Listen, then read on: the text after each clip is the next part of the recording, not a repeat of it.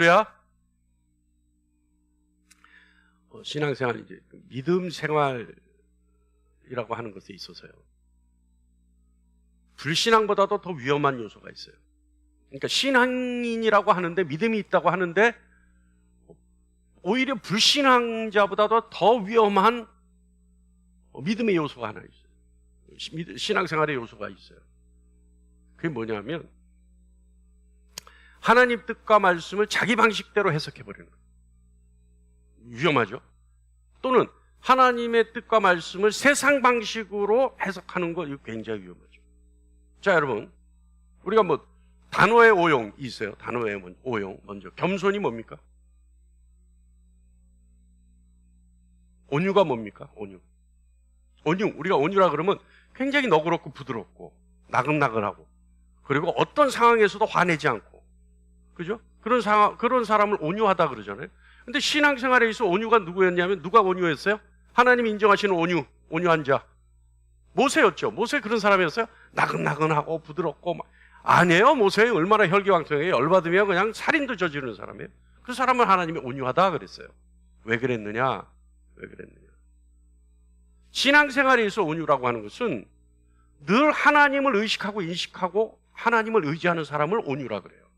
그러니까 세상에서 얘기하는 온유 전혀 다르죠. 겸손도 마찬가지예요. 겸손도 늘 하나님을 의식하고 말과 행동을 하는 사람, 하나님 때문에 자신을 죽이는 사람, 이 사람이 겸손한 사람이에요. 그죠?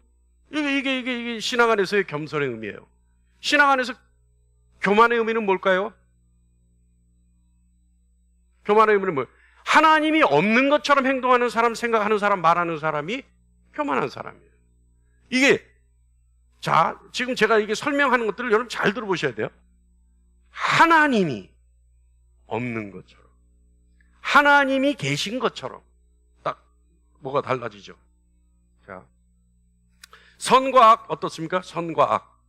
어떤 게 선이에요? 그러니까 신앙인이 선을 도덕적 윤리적 개념의 선으로 생각하면 문제가 생기는 거예요, 이게. 그러면 악은 뭐예요? 도덕적 윤리적 개념으로 악을 얘기한다면, 여러분, 성경에서 하나님이 행하시는 일이 악한 때도 있어요, 그러면? 있어요, 없어요? 너무나 많죠? 너무나 많아요. 이게 선과 악이라고 하는 것의 개념이 세상적으로 해석하면 큰일 난다니까요. 자, 선은 뭡니까? 신앙 안에서 선은, 믿음 안에서 선은 뭐예요? 하나님이 선하신 분이에요. 하나님만이 선하신 분이에요. 자, 하나님만이 선하시고 하나님만이 생명이셔요. 자, 그렇다면 선은 뭐예요? 하나님 뜻이 선이에요. 할렐루야. 하나님 뜻이, 하나님 말씀이 선이에요. 악은 뭐예요?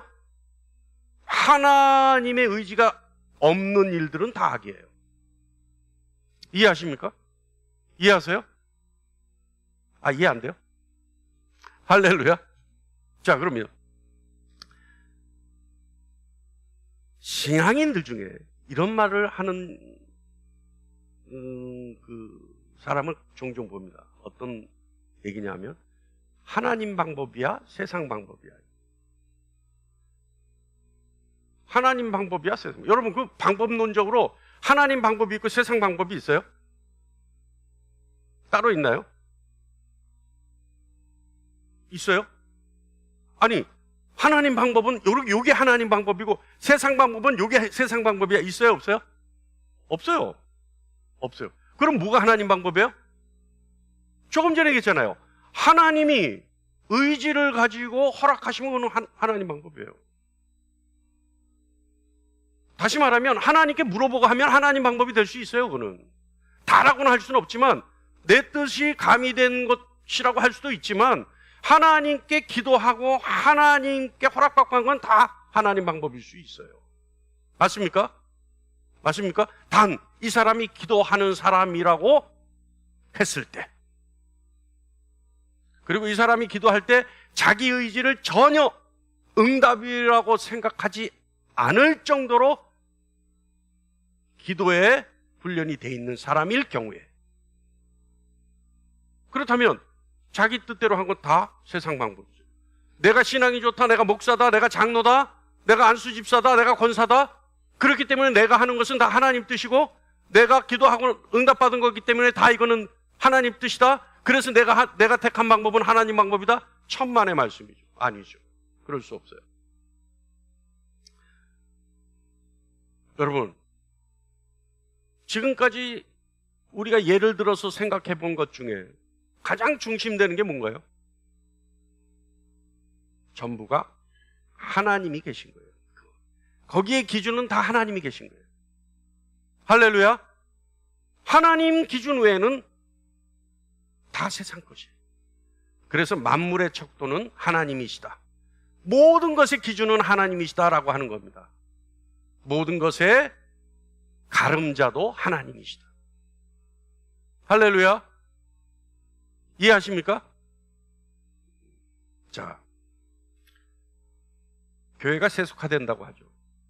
교회가 세속화된다라고 하는 것은 어떤 의미냐 하면 교회가 타종교화되고 있다라고 하는 것과 같습니다. 그러니까 교회가 세속화됐다라고 하는 것은 교회가 세상이 교회 안으로 들어와서 교회와 세상이 구분 안 간다는 얘기가 아니라, 그런 의미일 수도 있지만, 교회가 세속화된다라고 하는 것은 교회가 타종교화되고 있다. 그러니까 타종교에서 주장하는 것들, 말하는 것들, 타종교에서 행하는 종교 행위가 교회 안에 들어와 있다. 이것이 교회가 세속화됐다라고 얘기할 수 있습니다. 그래서 언제부턴가 교회 안에 뭐가 있어요? 찬양이 없고 대표자 기도도 없고, 언제부턴가 열린 예배라는 형식으로, 그죠? 막 열광적으로 기도하다가, 찬양하다가 카타르시스를 느끼고, 거기서 대리만족을 느끼고 몽환적 상황에서 바로 예배를 시작해요. 이런 요소들 어때요? 저는 이거 세속화라고 봐요. 왜냐하면 교회는 정통적으로 가지고 있었던 교회 예배의 요소들이 있거든요. 그 요소가 있어야지만 예배라고 인정하는 것이 정통 방식이 있습니다. 뭐가 있죠? 예배 요소가 뭐가 있어요? 찬양이 있죠. 기도가 있죠. 말씀이 있죠. 또 뭐가 있어요? 은혜가 있어야 돼요. 그래서 찬양과 기도는 우리가 하나님께 올려드리는 것이고, 말씀과 은혜는 하늘로부터 내려오는 거예요. 이 네 가지는 반드시 있어요. 자, 조금 전에 얘기했듯이 만물의 척도는 하나님입니다.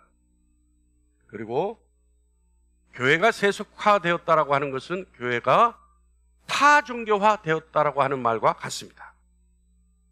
자, 이제 우리 생각해보죠.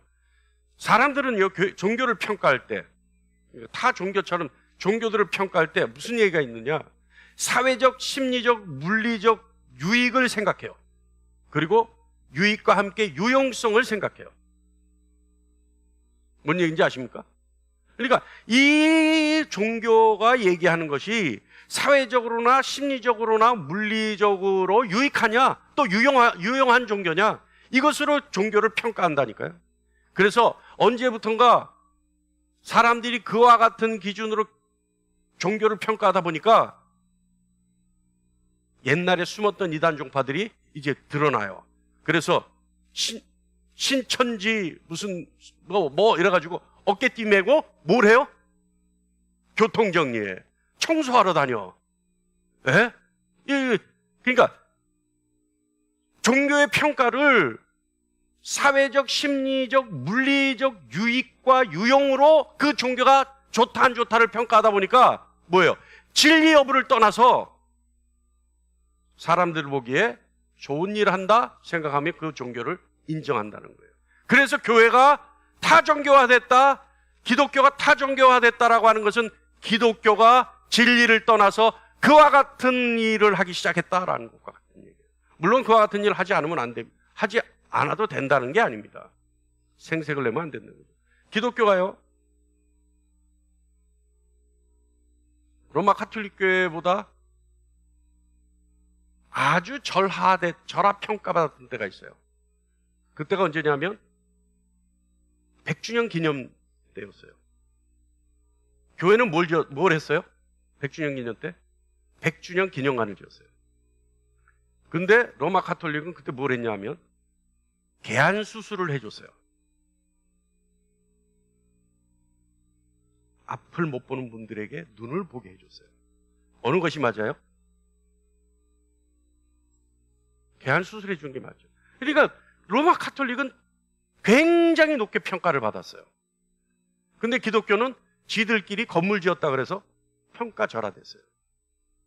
어느 것이 맞는지 어느 것이 틀린지는 모르겠습니다만은, 어느 것이 하나님 뜻이고 어느 것이 하나님 기뻐했는지에 대해서도 모르겠습니다만은 우리 스스로 한번 생각해 볼 필요는 있죠. 그러나 중요한 것은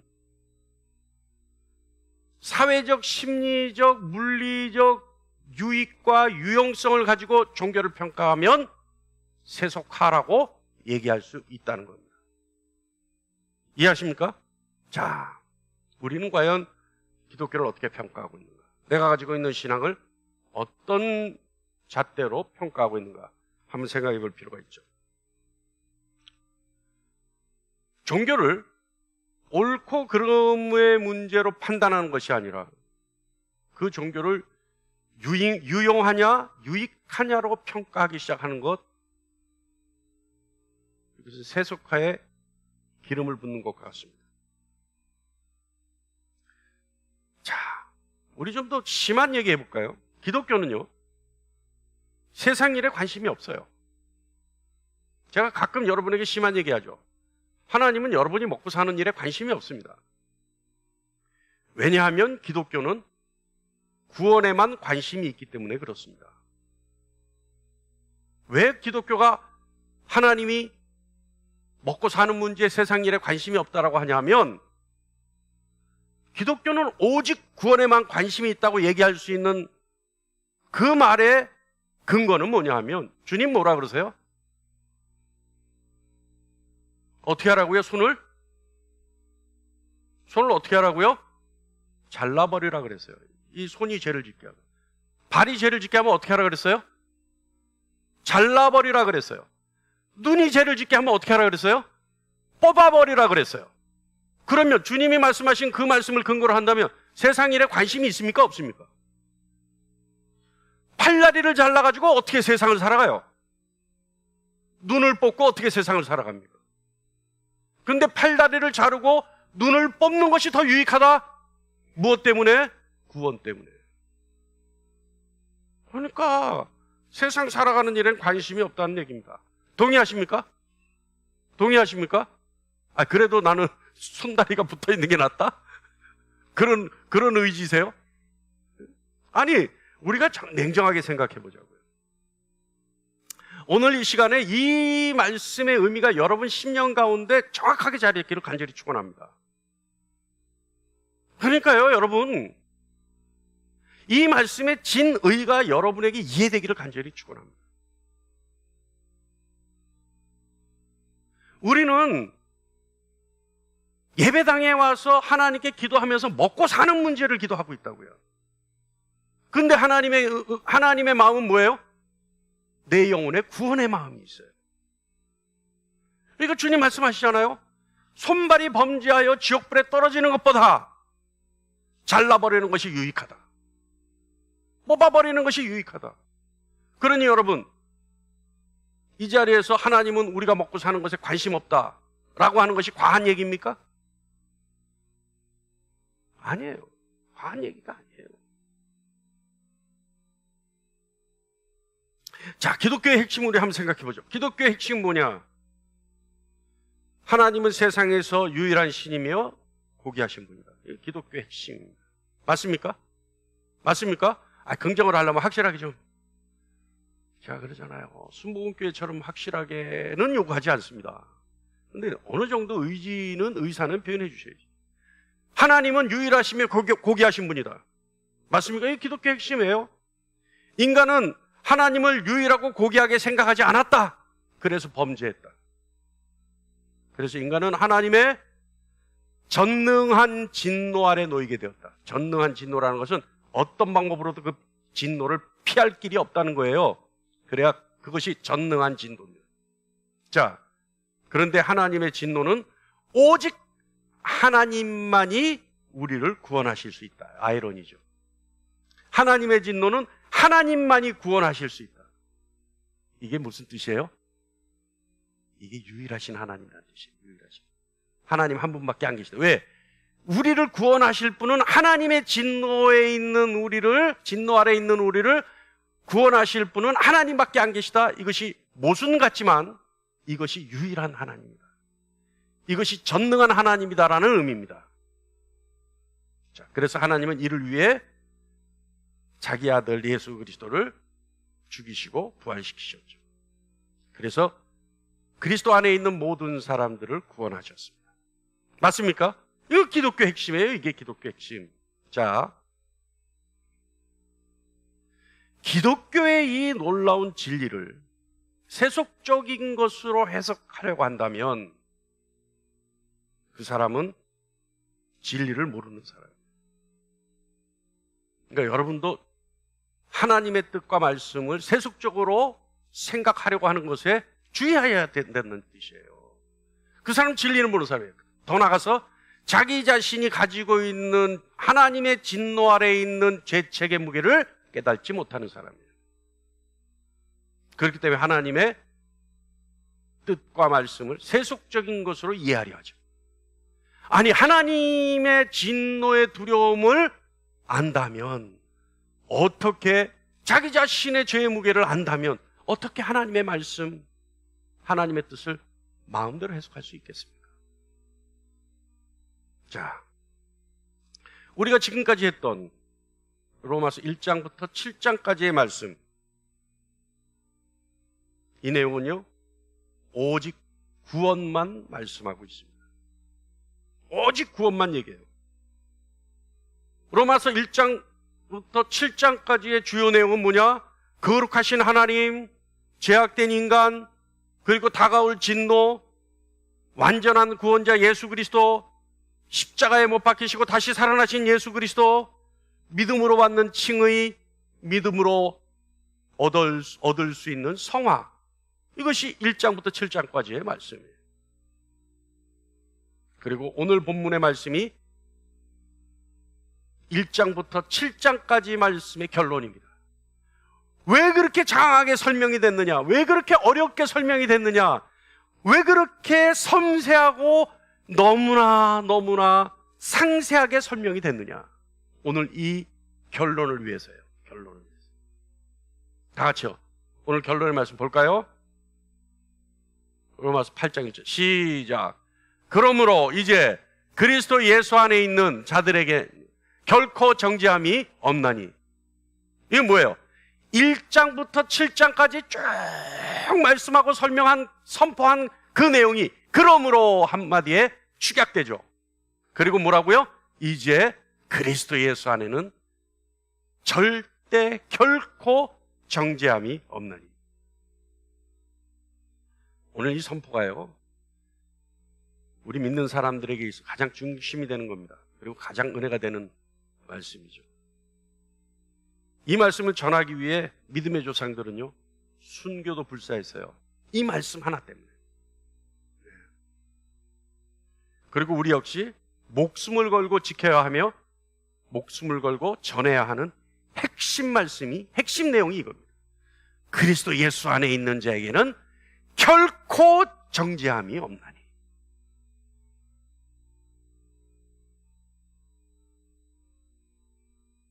자, 정죄함이 없다. 근데 그 앞에 중요한 단어가 나와요. 말씀 한번 다시 띄워주실래요? 오늘 본 말씀. 자, 그러므로, 그리고 뭐라고 얘기합니까? 이제라고 하는, 이제라는 건 우리 무슨 뜻으로 받아들여요? 네? 이제라고. 그러므로 이제라는 거예요. 그럼 이제. 우리가 국어 사전에 이제는 뭐라고 나와요? 지금, 현재, 뭐 이렇게 나오겠죠. 근데 이게 문맥상에, 문장 안에 들어가서 문맥상으로 해석될 때는 지금이 아니라, 현재가 아니라 다른 뜻으로 해석이 되어져요. 이게 한국말이 기가 막힌 말이에요. 자, 볼까요? 한 두 가지 뜻으로 여기서 쓸 수 있는데요. 첫 번째는 뭐냐면 마침내라는 거예요. 마침내. 마침내. 그러므로 마침내. 이 마침내라는 건 뭔가? 때가 됐다는 거예요. 때가 됐다. 그러니까 때가 완전히 무르익었다라는 거죠. 그래서 완성되어졌다. 드디어 약속이 이루어졌다. 이때 뭐라고 돼요? 이제. 그러니까 이제까지 쭉 오다가 이제 드디어 마침내 완성되어진 그리스도 예수 안에 있는 자에게는 결코 정죄함이 없나니, 이 뜻이가 되는 거죠. 그러니까 기다리고 있었던 때가 드디어 어떻게 돼요? 완성되어졌으니까 이제 받을 수 있다는 거예요. 이제. 이해합니까? 또 하나 뜻이 있어요. 그건 뭐냐면 마침내 이것이 아니라 이미라는 뜻이 있어요. 이미 이제. 이게 뭐냐면, 자, 아직 어른이 된 것이 아닌데 너도 이제 충분히 받을 만한 자격이 있으니까 어차피 다 내 것인 건 내 것이니까 이제 써도 좋다. 이제 가져도 좋다. 제 아들이 좀 설교 시간에 이런 얘기하는 거 별로 안 좋아하는데 어떻게 하면 쉽게 해석을 할까 하다가 이 생각이 났어요. 제가 신는 신발이 다 어른 신발이잖아요. 제가 이렇게 요즘 아이들처럼 그런 신발을 신겠습니까? 근데 내 아들놈이 그렇게 제 신발을 탐을 내요. 가만히 생각하니까 저도 어렸을 때 그랬던 것 같아요. 우리 아버지께 다 좋아 보였던 것 같아요. 그래서 우리 아버지 못 신고 나가게 숨겨놓은 적도 있었던 것 같아요. 근데 아버지하고 나하고 기장은 차이가 나니까 아버지 옷은 못 입어요. 근데 제가 어렸을 때는 신발은 그때 막 크는 단계였으니까 제가 마음에 드는 신발이 있었어요. 근데 아버님은 그때 부츠를 많이 신었거든요. 그러니까 제가 중학교 때, 고등학교 때 부츠를 신고 다녔어요. 장화. 네. 자, 그런데 제 아들이 아빠 이거 안 신을 거야? 근데 보면 제가 명품 신발이 한 두세 개 있거든요. 근데 그런 것만 골라요. 그리고 한 10년 전에 산 건데 아끼고 놔두는 게 있어요. 근데 예를 들어서 제가, 야 이놈아, 네가 나이가 몇 살인데 그걸 신냐? 이러면 어때요? 이제가 아니에요. 이제가 아니야. 아직 멀었다는 거죠. 근데 맞아. 내가 아꼈던 건 사실은 널 주려고 했어. 널 주려고 아꼈던 거야. 그러면 너도 이제 발이 컸으니까 아빠 신발이 맞겠네? 그래, 어차피 너 주려고 한 거 이제 신어도 돼. 자, 어때요? 이해가십니까? 이때 이제 이미라는 거예요. 이미. 지금 말씀에서 이제라고 하는 것이 요 두 가지 뜻이 있다는 거예요. 마침내 무르익어서 완성됐기에라는 의미도 있지만 아직 때는 이르지만 어차피라는 의미가 있다는 거예요. 오늘 말씀이. 자, 한번 봅시다. 3절 말씀을 읽어볼게요. 3절 말씀을 다 같이 읽어볼까요? 시작. 율법이 육신으로 말미암아 연약하여 할 수 없는 그것을 하나님은 하시나니 곧 죄로 말미암아 자기 아들을 죄 있는 육신의 모양으로 보내어 육신의 죄를 정하사. 율법은 우리에게 명령하고 죄를 범한 사람들을 정죄하는 기능을 가지고 있습니다. 그래서 그 기능을 충분히 발휘했죠. 그런데 율법이 가질 수 없는 것이 있어요. 뭐냐 하면 정죄함에서 벗어날 수 있는 길은 열어주지 못했어요. 죄인들에게는 정죄함이 있죠. 자, 그런데요, 율법으로부터 정죄함을 벗어나지 못한 사람들에게 하나님이 하셔야 될 일이 하나 있어요. 뭐냐 하면 하나님은 우리의 구원에 관심이 있으시니까 율법 위에 다른 일을 하셔야지만 우리를 구원하실 수 있어요. 그래서 하나님은 다른 일을 행하셔야 돼요. 그것이 뭐냐?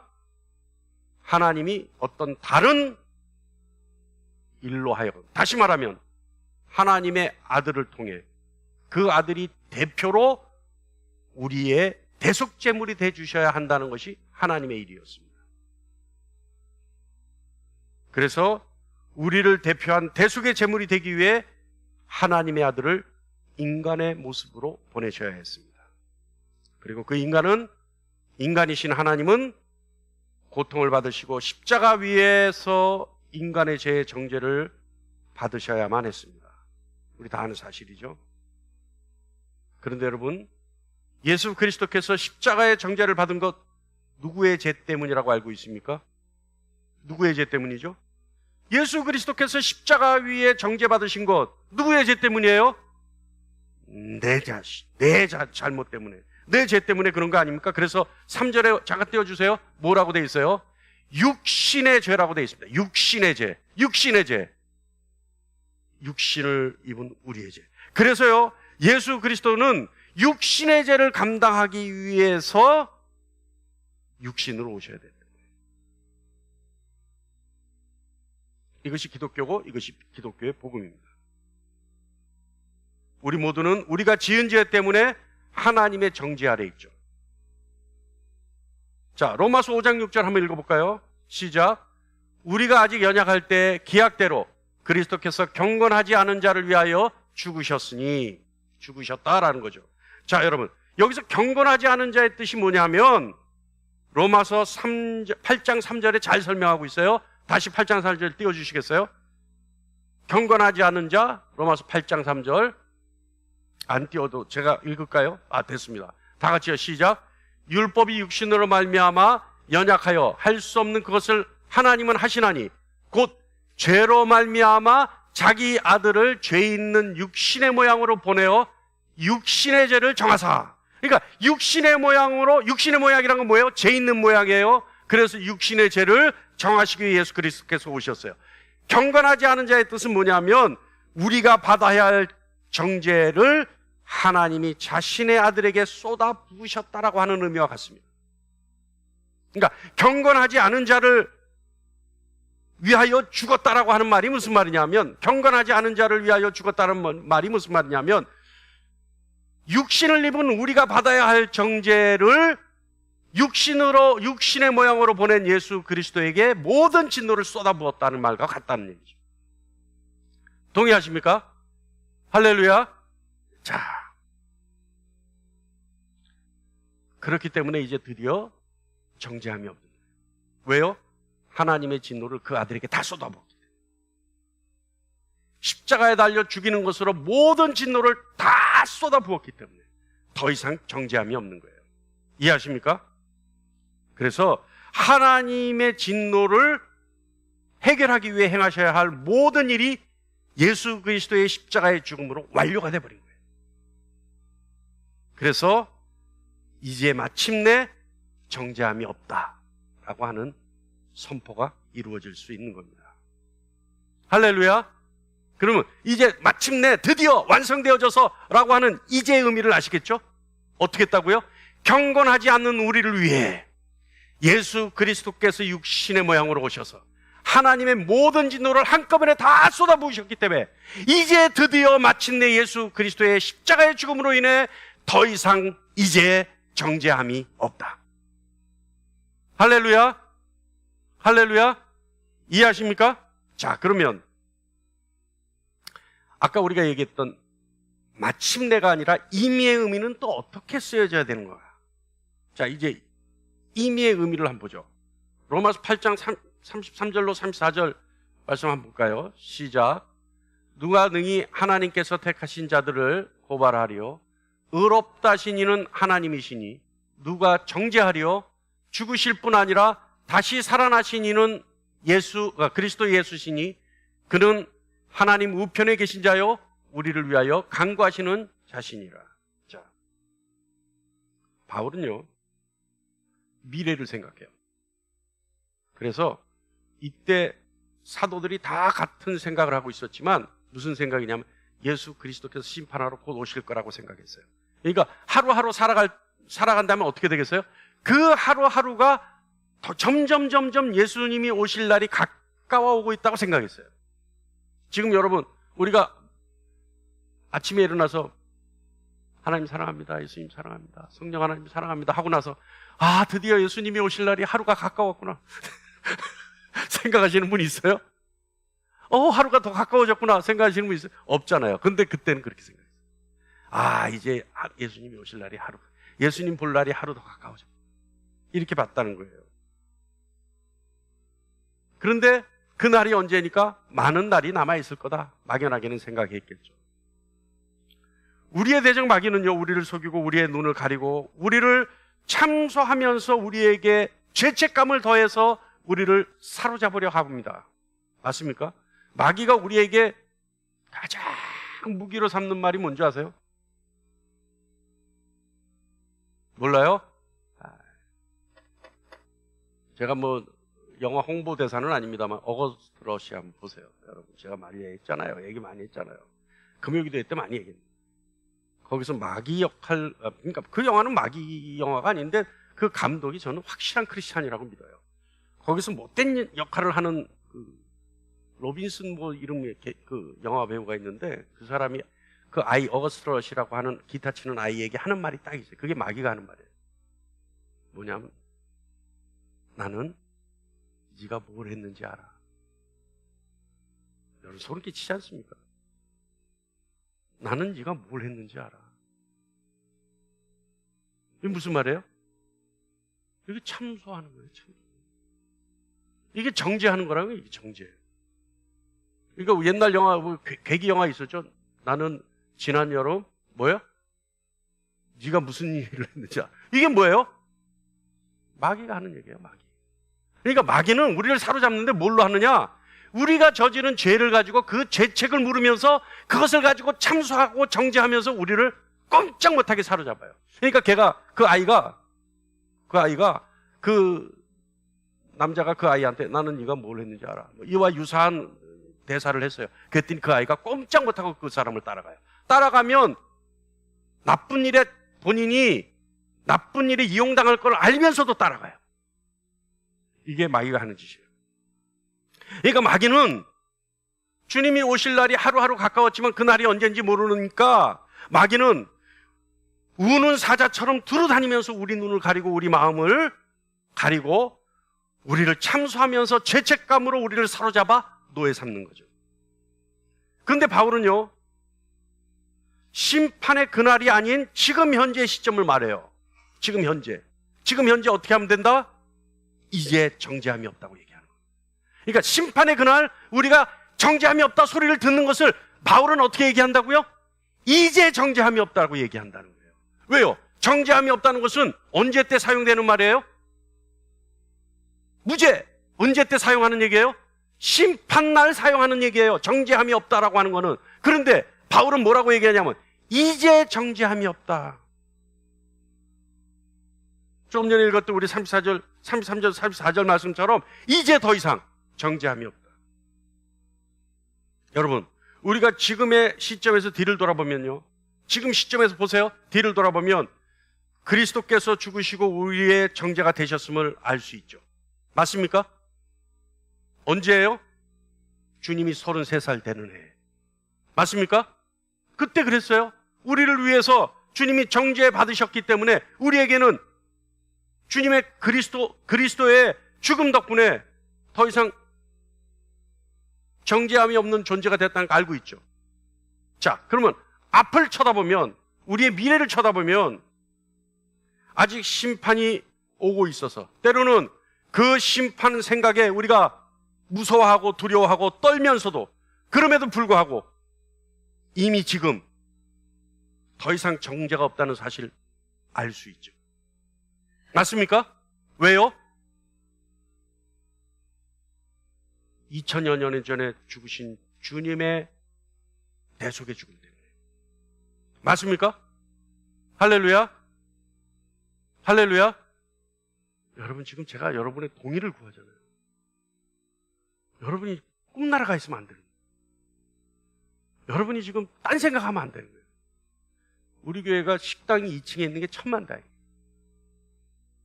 식당이 밑에 우리 지하에 있으면 지금쯤 밥 냄새가 살살 올라오고 다들 그 생각하고 있을 거 아니에요. 2층에 있으니까 그 냄새가 안 나니까 그 생각을 안 해. 그런데 그 생각 안 하는 건 좋은데 무슨 생각을 하고 있는 거예요?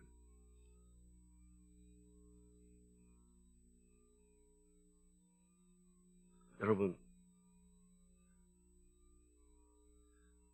예를 들어서요, 여러분, 우리가 지금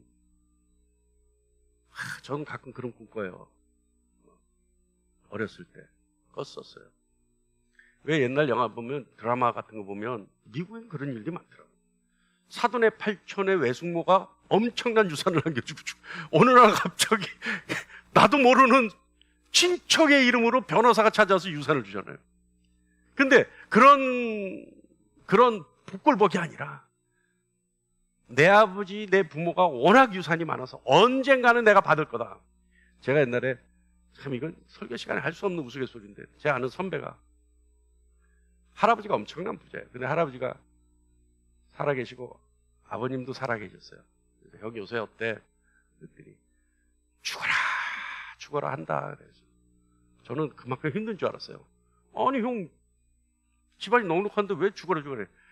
내가 죽어라가 아니라 할아버지 죽어라 한다. 그게 무슨 말이에요? 빨리 돌아가시라는 뜻이 빨리 돌아가시라는 얘기잖아요. 그래야 자기한테 올 거니까. 근데 그 사람이 참을 수 있는 게 있어요. 뭐예요? 돌아가시면 받을 게 있으니까. 예? 우스갯소리 같지만 여러분이 뼈 있는 소리예요. 돌아가시면 받을 게 있으니까 참을 수 있는 거예요. 그냥 그럭저럭 참을 수 있는 거예요. 자, 우리가요, 여러분, 우리가 더 이상 정죄함이 없다라고 하는 그 상속의 대상자들이라면, 그 일이 앞으로 우리 것이 될 거라고 하는 상속의 대상자라면, 우리가 지금 물론 심판의 그날 때문에 조금은 불안하고 두려울 수 있지만 떨면서 살아갈 필요는 없을 거 아니에요. 동의하십니까? 할렐루야. 어떻게 복음과 진리를 전하는데 지금보다 아까 우리 선배가 죽어라 한다 했을 때보다 더 반응이 없어요. 네? 동의하십니까, 여러분? 네. 자, 누가 능히 하나님께서 택하신 자들을 고발하리요? 누가 능히 그 일을 행할 수 있겠느냐? 왜요? 이제 정죄함이 없기 때문에. 마지막 날 우리 모든 인생이 그리스도 예수 앞에서 낱낱이 살펴 보여질 때 오직 이 말씀만이 우리의 소망이 되는 말씀입니다. 누가 하나님께서 택하신 자들을 고발하리요? 왜? 정죄함이 없기 때문에. 여러분, 마지막 심판에 대한 판결은 주님의 나이 33세 이미 내려졌습니다. 무죄, 정죄함이 없다. 이미 이제 정죄함이 없다. 이것이 바로 이제의 의미입니다. 할렐루야. 자, 그렇다면 여러분, 모든 사람이 다 정죄함이 없을까요? 아니죠. 오직 그리스도 예수 안에 있는 자만이 해당되는 말씀입니다. 이 말씀 무슨 말이냐면 그리스도 안에 있는 사람이 있고 그렇지 않은 사람도 있다는 뜻이에요. 기독교는 누구나 구원을 받을 수 있는 보편적 구원론의 종교가 아닙니다. 선택받은 자만 구원받습니다. 로마서 9장 3절에 이 말씀이 있어요. 다 같이요, 시작. 나의 형제 곧 고륙의 친척을 위하여 내 자신이 저주를 받아 그리스도에게서 끊어질지라도 원하는 바로다.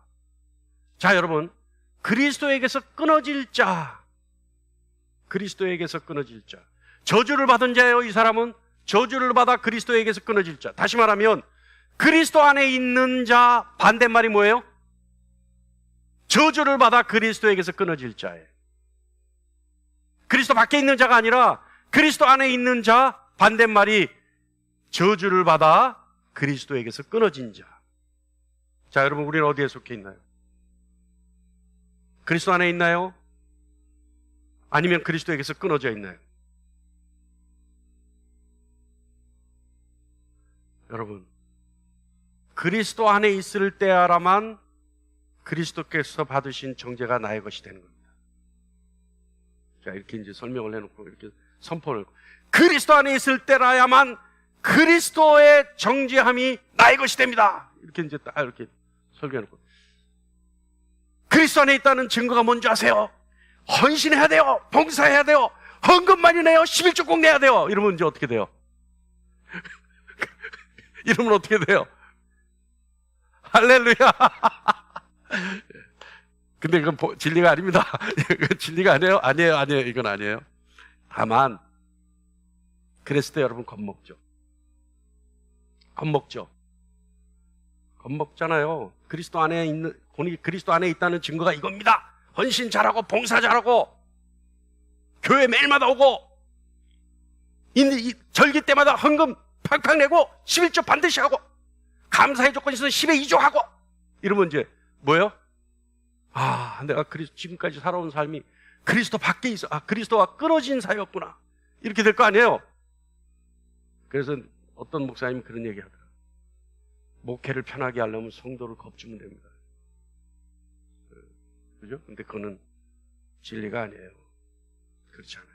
자, 우리가요, 그리스도 안에 있는 자, 그리스도와 끊어져 있는 자. 그래서 마지막 때 예수님이 당하신 그 정죄가 나의 것입니다라고 자신 있게 말할 수 있는 자. 반드시 그리스도 안에 있어야 합니다. 그리스도의 이름의 권세, 그리고 그리스도를 통해 나에게 유익한 모든 것을 받을 수 있는 것, 심지어 정죄함 없는 그 놀라운 권리까지도 당당하게 말할 수 있는 것, 그것은 오직 그리스도 안에 있을 때만 가능합니다. 반대로 그리스도에게서 끊어져 있다면 그리스도에게서 일어난 모든 일을 내 것이라고 말할 수는 없습니다. 마태복음 11장 28절에 수고하고 무거운 짐진 자들아 다 내게로 오라 내가 너희를 쉬게 하리라. 주님 안으로 가야 합니다. 거저 주시는 은혜의 선물을 받아야 합니다. 요한복음 3장 36절 다 같이 읽어볼까요? 시작. 아들을 믿는 자에게는 영생이 있고 아들에게 순종하지 아니하는 자는 영생을 보지 못하고 도리어 하나님의 진노가 그 위에 머물러 있느니라. 하나님의 진노와 정죄는 그리스도 안에서만 사라질 수 있습니다. 그리스도 밖에서는 하나님의 진노와 정죄의 대상이 될 수밖에 없습니다. 여러분이 그리스도 안에 있기를 간절히 바랍니다.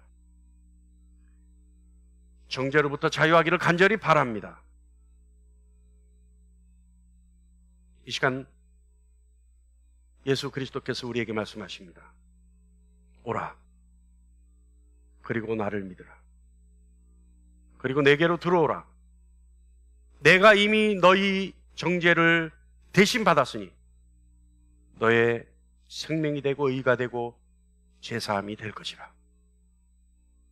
그리스도 안에 있는 저와 여러분 되기를 간절히 바랍니다. 그러면 여러분 정죄함이 없을 때 우리는 어떻게 달라질까요? 바로 사랑과 희락과 화평과 오래 참음과 자비와 양선과 충성과 온유와 절제, 이 성령의 열매가 우리 것이기에 당당해질 수가 있습니다. 자존감이 충만해지죠. 나에게 정죄함이 없으니까, 이미 나에겐 정죄함이 없으니까 자존감이 충만해지죠. 죄에 있는 죄책을 짊어지고 있는 내가 이제는 더 이상 정죄함이 없으니까 나에게 있는 예수 그리스도의 형상으로 당당해지죠. 자존감이 높아지죠. 어떤 상황에서도 망설이지 않습니다. 앞만 보고 달려갑니다.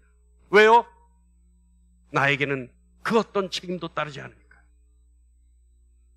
내가 하나님의 의지, 하나님의 뜻, 하나님의 말씀만 가지고 내가 하나님의 일이라고 생각하고 달려나갈 때 나머지 것은 하나님이 책임져 주시니까. 왜냐하면 저주로부터, 진노로부터 벗어났으니까. 할렐루야. 죄책의 눌림에서 자유롭기 때문에 오직 하나님께만 집중할 수 있어요. 아담이 어떻게 했어요? 하나님 앞에 낯을 가렸어요. 부끄러워서, 두려워서. 그런데 하나님의 진노로부터 벗어났으니까 하나님께 집중하죠. 내 낯을 하나님께로 돌릴 수 있어요. 할렐루야. 무엇보다 죽음으로부터 자유할 수 있습니다. 그렇기 때문에 절대 죽음을 두려워하지 않습니다. 그래서 그 사람들은 예수 그리스도의 이름이라면 불가마 속도 뛰어들어가는 거예요. 할렐루야. 이제 더 이상 정죄함이 없는 자는 당당할 수 있습니다. 당당한 저와 여러분 되기를 간절히 축원합니다. 기도하겠습니다.